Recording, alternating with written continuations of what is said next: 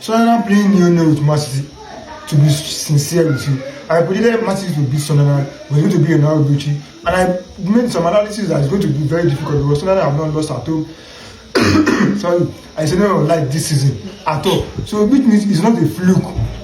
This Sunderland home dominance, home record is not a fluke. Doing against Arsenal at the Stadium of Light, doing against Man City 0-0. This match is a winning match. Apart from the possession that Man City have much possession, every other statistics in this match, they are equal, they are equally matched. This draw is deserving for Sunderland.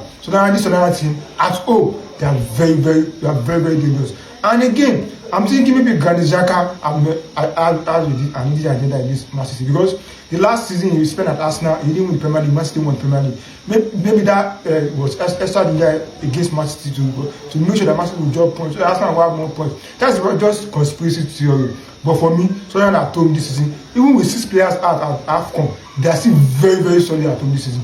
They have not lost any game in the Premier League at home this season, and they continue. I don't think they are going to lose. If they are going to lose, it's going to be maybe a team that you are not going to expect. But against any side this season at home, the Stadium of Light, they are not lost. And their stadium is not as expansive, as big as other stadium. So it's very difficult for any team to beat them.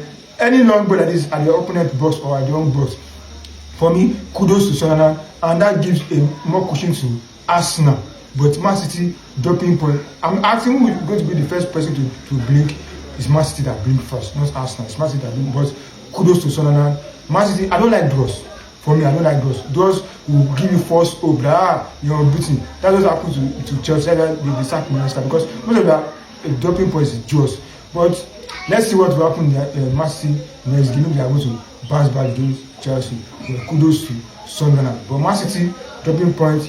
Now, Donnarumma have kept the same number of clean sheets as Raya. And 3 games less. He has played 16 games, 9 clean sheets. Raya has played 19 games, 9 clean sheets. So the same number of clean sheets. Kudos to Donnarumma also for keeping clean sheets.